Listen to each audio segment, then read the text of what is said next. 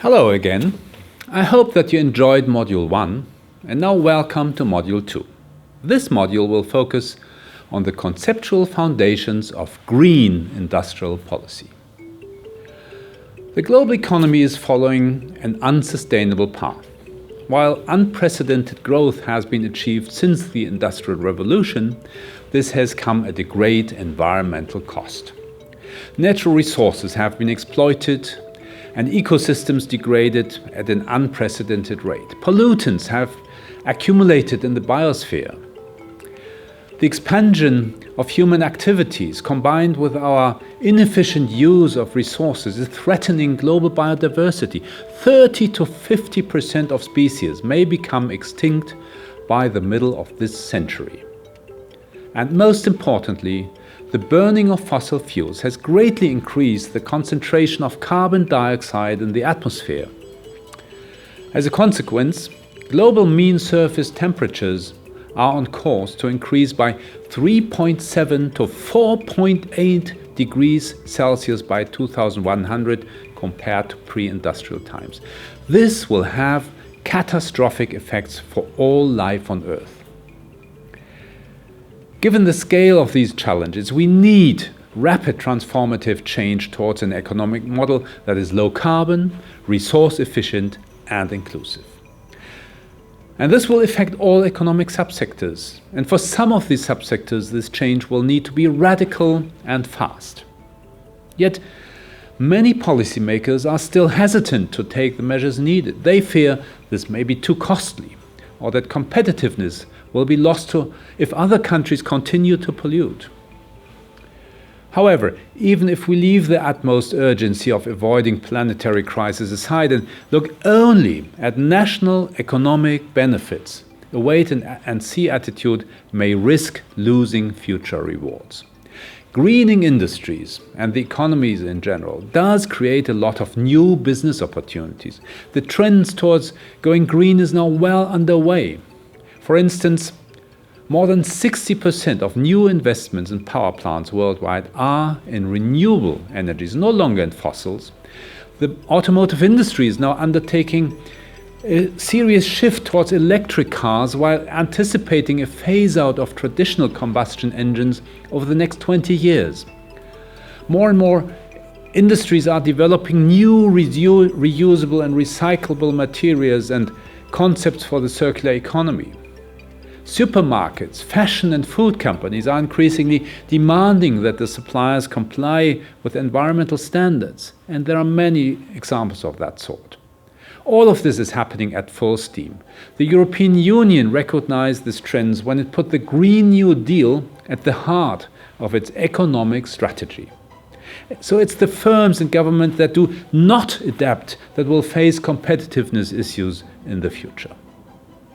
So, there are new challenges for structural transformation, but to what extent are the design principles of industrial policy different if environmental issues are given more prominence, in addition to the traditional productivity agenda?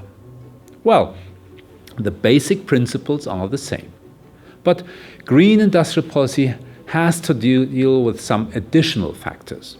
First, it focuses on internalizing environmental costs. Environmental goods such as clean air and water need a price, and polluters have to pay for it. Second, green industrial policy is not technology neutral. It distinguishes between good and bad technology. It proactively pushes clean technologies into the market, and it bans polluting practices or develops roadmaps to gradually phase them out. Third, implementation must be fast and ambitious. With regard to climate change in particular, we only have a small window to act before catastrophic trends become irreversible. And that means structural change now has a deadline. The key word is acceleration. Fourth, building societal consensus matters much more than before. Transformative change necessarily encounters resistance from those defending the status quo. So, finding the right balance between economic, environmental, and social objectives requires open discourses among stakeholders, as well as collaboration across government agencies. Fifth, As environmental impacts transgress national borders, it also requires a more coordinated approach at the international level than those industrial policy that we currently have in place. But how can green industrial policy advance the transitions towards greener and more sustainable economies? What is in its toolbox?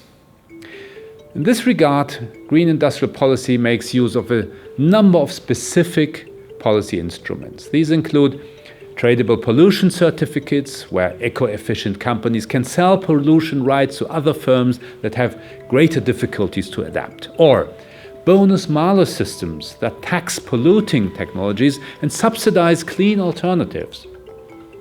There are measures to encourage material saving and sharing, and reuse and recycling, or the introduction of labels that inform consumers about environmental characteristics. And finally, public procurement guidelines that favor greener products and processes.